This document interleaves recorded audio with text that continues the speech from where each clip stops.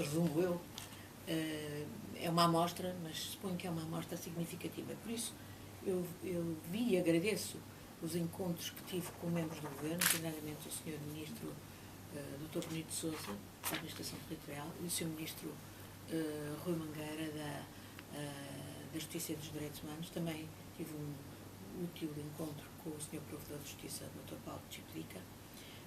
Houve outros encontros que tínhamos previsto, mas que não se puderam realizar, até para os membros do Governo não estarem aqui. E tenho alguma pena de não ter conseguido falar com membros da bancada do MPLA, e pedi um encontro, quer com o Sr. Presidente da Assembleia Nacional, quer com o chefe da bancada do MPLA. Mas falei com outros membros da Assembleia Nacional, e designadamente os chefes dos principais partidos da oposição, designadamente o Dr. Samacuva e o deputado Raul Banda, e também tive um encontro com o Dr. Abel Chivucovuco, e eu encontro também com um outro partido, onde tenho amigos, que não está hoje no Parlamento, mas que eu gosto sempre de ouvir, que são o Dr. Justino Pinto Andrade e o Dr. Filomeno Vieira Lopes. Com a sociedade civil, de facto, o programa foi extenso e houve muitas oportunidades. Contactei também com a Igreja, gosto sempre de ouvir o ponto de vista da Igreja, que tem uma obra social e importantíssima e educativa, com membros da academia, da vida económica. Portanto, eu vim porque eu gosto de Angola, porque me interesso por Angola e porque quero compreender a situação em Angola, até porque estou consciente da imbricação que a evolução em Angola tem com Portugal, com a evolução em Portugal. Ainda por cima agora, que há tantos investimentos mútuos, o quadro é diferente do passado, mas não deixa de ser extremamente relevante para os dois povos. E eu, que no Parlamento Europeu sempre trabalhei, como na minha vida profissional, antes como diplomata, nas questões de direitos humanos, de resolução de conflitos, promoção de democracia, nos últimos anos tenho percebido que cada vez mais as questões de respeito pelo primado da lei, pelas constituições, pelos direitos humanos e liberdades fundamentais, estão intimamente ligadas também ao respeito pelas leis no plano económico. Hoje no Parlamento Europeu trabalho, além da área dos direitos humanos e da política externa, trabalho na área da segurança interna e externa e, designadamente, nas questões de combate à criminalidade económica, ao branqueamento de capitais. Tenho perfeita consciência, fiz de resto um relatório em 2013 sobre a interligação entre corrupção e violações de direitos humanos. E isto é geral, aplica-se em todos os países, incluindo em Portugal. E por isso eu tenho-me dedicado a isso, e daí que tenha cada vez mais a consciência da importância desta imbricação das nossas economias e também de esquemas de criminalidade económica organizada, como que é demonstrativo, por exemplo, o caso BES-BESA, não é?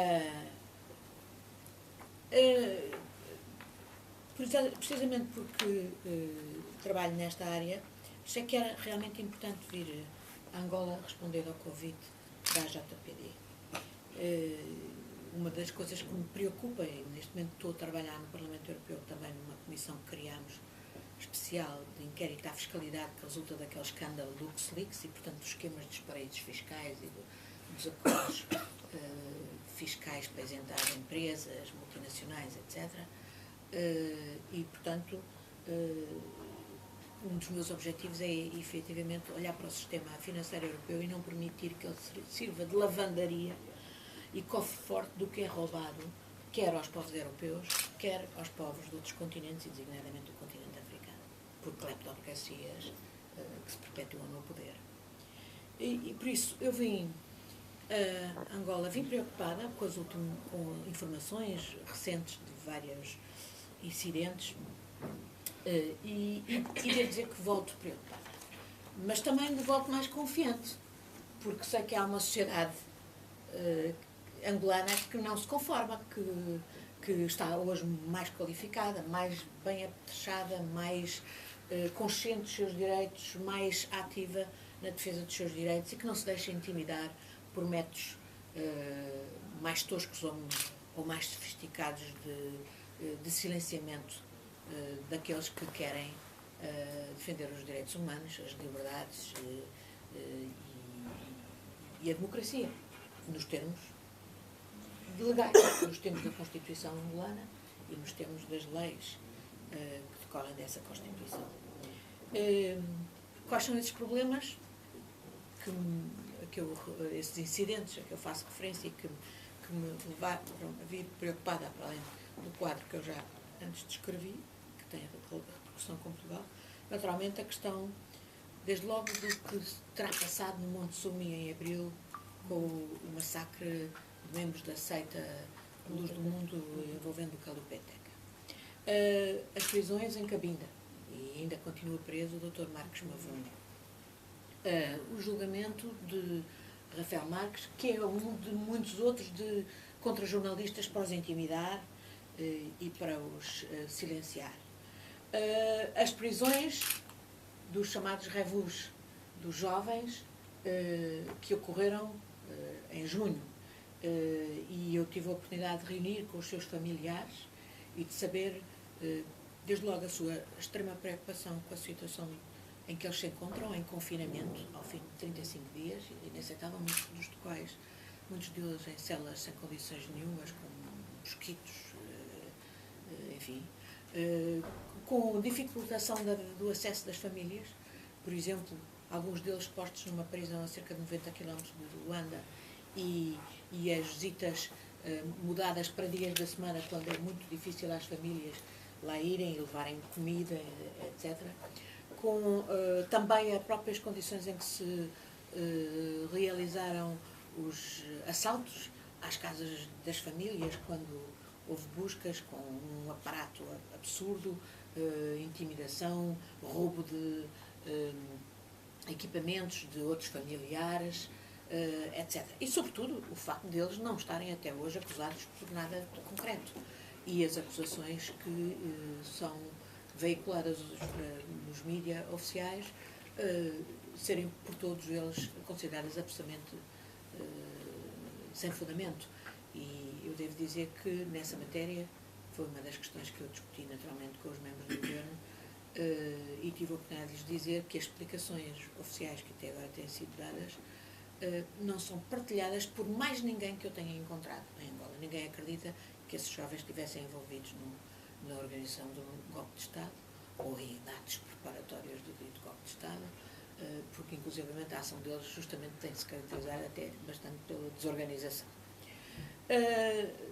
Também, naturalmente, o reduzir do espaço democrático, desde logo pelas muitas dificuldades que enfrentam as organizações não governamentais, de direitos humanos, mas também de desenvolvimento, e, por exemplo, o facto de não terem ainda certificados de registro, intimidações aos seus ativistas, por exemplo, ou retaliações, por exemplo, em termos de emprego, de acesso a cargos públicos, etc. E depois, naturalmente, a redução do espaço democrático que resulta desde logo, não se permitirem manifestações de críticos, como aquela manifestação que esteve prevista para quarta-feira, e que reitero aqui aquilo que foi dito, nunca esteve previsto que eu fosse à manifestação, nunca tencionei ir à manifestação, nem sabia que ela existia, só que soube dela, por acaso, ao ler a imprensa portuguesa, quando vinha no avião para cá, que ia haver essa manifestação, porque a imprensa portuguesa dava seco da convocatória que, entretanto, tinha aqui sido divulgada, e nunca eu, de resto, faria o favor a quem quereria deslegitimar essa manifestação, eventualmente acusando-a de ser uma fabricação externa, de aparecer lá. Mas, por acaso, passei, vinha do Sr. Ministro Benito Sousa e ia a caminho de Miramar, na Embaixada de Portugal, onde ia almoçar, onde almocei, à hora da manifestação. E 45 minutos antes, de facto, passei pela praça e vi já, e até fotografei dentro do carro, a contra-manifestação. E fiquei muito incomodada, porque essa contra-manifestação é uma demonstração de uma atitude totalitária por parte do partido no poder, do MPLA, que é até o partido, como eu digo, com quem tenho mais afinidades políticas e onde tenho muitos amigos, porque obviamente, e isto foi confirmado pelo que vi à noite na TPA, de declarações de responsáveis políticos que estavam no local do MPLA, porque no fundo assumiam estar a ocupar o espaço para não deixar que se fizesse a outra manifestação, o que é, de facto, muito antidemocrático. E, de resto, há todo um discurso oficial de deslegitimar qualquer oposição, seja a oposição organizada em partidos políticos, seja a oposição através de movimentos cidadãos, que é crítica, de deslegitimar, até muitas vezes recorrendo ao argumento ad terrorem, a guerra, o regresso à guerra, o que é em si altamente antidemocrático e reduz, de facto, intimida e reduz o espaço político. Portanto, eu particularmente também me preocupa, de facto, a intimidação dos jornalistas, nesta linha, a intimidação, porque os jornalistas, tal como são, e a imprensa, e é sobretudo, obviamente, não é que não haja imprensa privada que publique tudo o que pode, mas é que os órgãos públicos de informação pública, que deviam prestar serviço público e deviam ser isentos, são absolutamente instrumentos de propaganda e não de informação. São instrumentos, muitas vezes, de desinformação e não de informação, e eu pude ver isto ao longo destes dias, e enfim, não é nada de novo, mas tenho a sensação que, em muitos aspectos, se refinou. Por isso, preocupa-me, de facto, esse aspecto.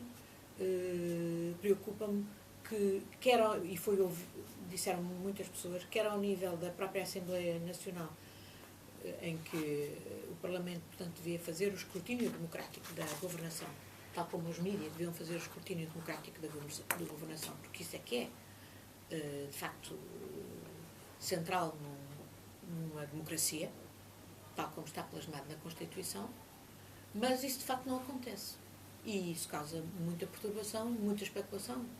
Um membro do governo, por exemplo, falava-me da especulação que, através das redes sociais, se fazia sobre a ressentida do Sr. Presidente à China.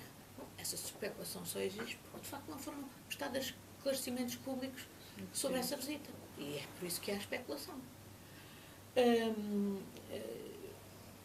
Uma coisa que eu também percebi, que não tinha noção antes de vir, é que há hoje uma tensão em Angola que resulta da crise económica, da descida dos preços do petróleo, da diminuição dos recursos do Estado e, portanto, das adaptações que isso implica e, sobretudo, o facto de haver uma grande incidência,